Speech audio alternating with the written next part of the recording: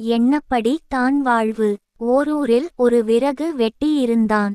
அவன் நாள்தோறும் ஊர் எல்லையில் இருந்து காட்டுக்கு சென்று விறகுகளை வெட்டி அவற்றை ஊர் மக்களிடம் விற்று பிழப்பு நடத்தி வந்தான். ஒரு நாள் அவன் வழக்கமாக விறகு வெட்டி கொண்டிருந்தான். அப்பொழுது அவனுக்கு களைப்பு ஏற்பட்டது.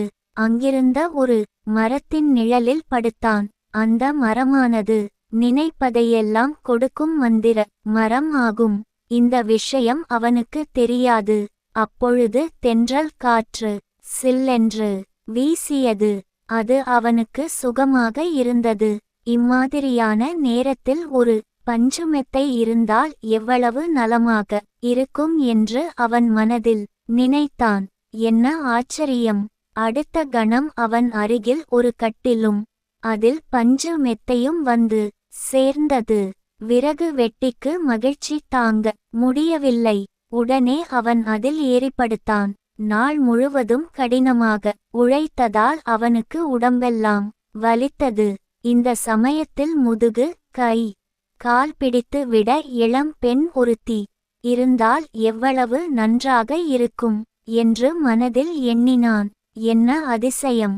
அடுத்த கணம் அங்கு ஓர் இளம்பெண் தோன்றி அவனுடைய கை கால்களை பிடித்து வெட்டு கொண்டிருந்தாள். விறகு வெட்டிக்கு ஒன்றுமே புரியவில்லை. அவன் மகிழ்ச்சி வெள்ளத்தில் மிதந்தான். அவன் ஆச்சரியப்பட்டான். நினைப்பதெல்லாம் நடக்கின்றதே! இவ்வளவு சுகங்கள் இருந்தும் வயிற்றுக்கு உணவில்லாமல் பட்டினியாக இருக்கிறோமே! இப்பொழுது அறுசுவை உணவு இருந்தால் எவ்வளவு நலமாக இருக்கும் என்று எண்ணினான். மறுகணமே தங்கத்தட்டில் அறுசுவை உணவு வந்தது. பல வகை உணவுகள் வந்தன.